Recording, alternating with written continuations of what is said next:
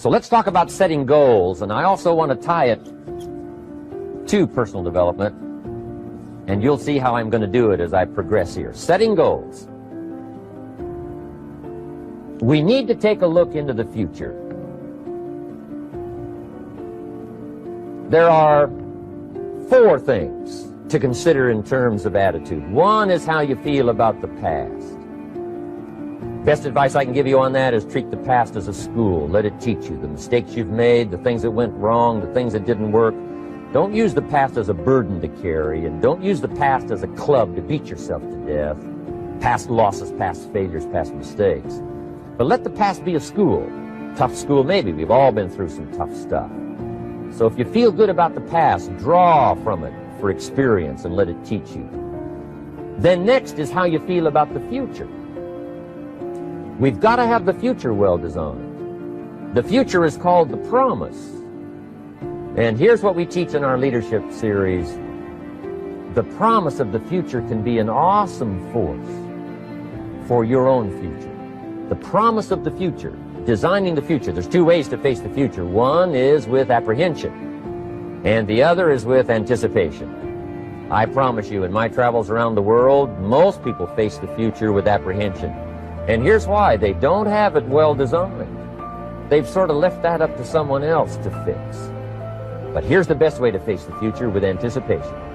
And you can face the future with anticipation if the future is clear, if the future is well designed. And I would like to have you consider some thoughts with me that help me to really change my future by giving it some thought and some consideration. And here it is. In setting goals, it's very simple. Number 1, decide what you want. You just take a little time. You sit down and say, what do I want? What kind of skills do I want? What kind of income do I want for the future? What would I like? Where would I like to go? Places I'd like to visit. Habits I'd like to acquire. Skills I'd like to have. You just take a little time to think about what you want. Economics, friendships, people you'd like to meet, places you'd like to go. You just take some time. And then I suggest, when you've thought about what you want for the future, make a list. Just jot it all down. It's really a very simple process. And then here's number 3. Keep all the old lists. I'm telling you, this served me so well, keeping my old list of goals. I look back now 10, 20 years ago at goals I set, lists I made, and I smile now because here's what I thought was so important, 20 years ago. Now some of those things aren't even on my list. I've got a new list. I've grown, I've changed, I've matured. But I give you that advice. Decide what you want. Number 2, write it down. Number 3, keep the old lists. And then here's number 4. When you get something that's on one of these lists, check it off. Part of the fun of having a list is checking it off. And then if you can add some drama to checking it off, see, that's what really helps. I set a goal to go to Spain many, many years ago. And when I finally made my first trip to Spain, I had that journal with me that had that list in it. And while I had my journal on my lap, waiting for the wheels to touch down in Madrid, I waited until the wheels touched the runway, and I checked it off. Just adding a little drama. So, part of the fun of having a list is checking it off.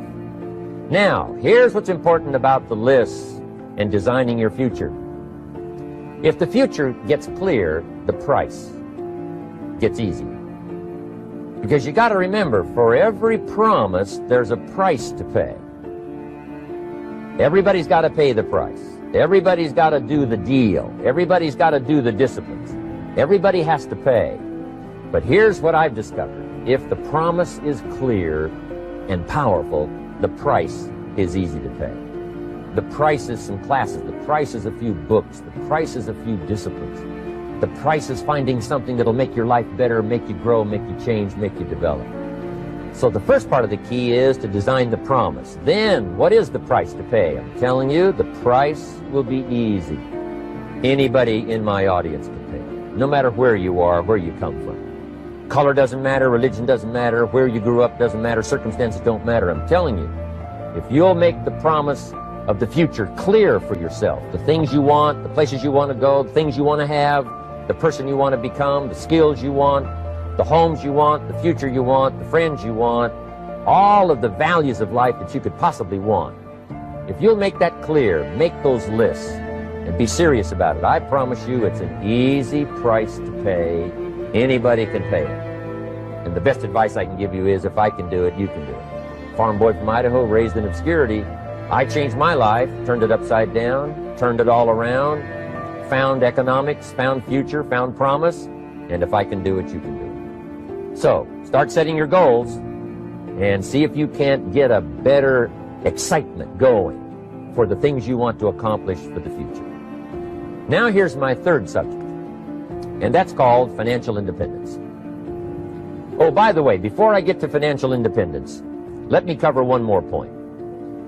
One of the major reasons for setting goals is for what they make of you in achieving them. My teacher advised me when I first got started at age 25, he said, "Jim, why don't you set a goal to become a millionaire?" He said, "It's got a nice ring to it. You know, enough zeros to impress your accountant." And he said, "I'm here to help you. You're only 25 years old. You've been to 1 year of college. You've got a beautiful family, every reason to do it. Why don't you set a goal to become a millionaire?" And he said, "Here's why." And I thought, he doesn't need to teach me why. Wouldn't it be nice to have $1 million? He said, "No, then you'll miss it." He said, "Here's why. For what it will make of you to achieve it." I'm telling you, that statement changed my life. Set the kind of goals that will make something of you to achieve them. He said, "Now, once you become a millionaire, what's important is not the money." I thought, that's kind of strange teaching. He said, "Honest, it isn't important." He said, "You could just give the money away." Now, I did better than that. I lost it all. By the time I was 31, I was a millionaire. By the time I was 33, I was broke. And I'll tell you a little bit about that story later. But when I lost all my money, guess what? I found out Mr. Schoaf was right. What was valuable was not the money. What was valuable was what I became to earn the money. The skills I had, the knowledge I had about the marketplace, the values that I had going for me, they were more valuable than the money. And here's an important statement to remember. It's not what you get that makes you valuable. It's what you become.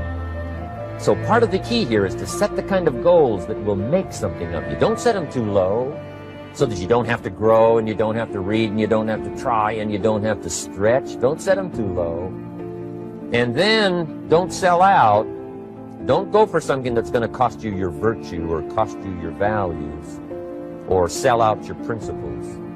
There's a good middle road here to follow. Goals that will inspire, goals that will help you grow, change, develop, and become better than you are.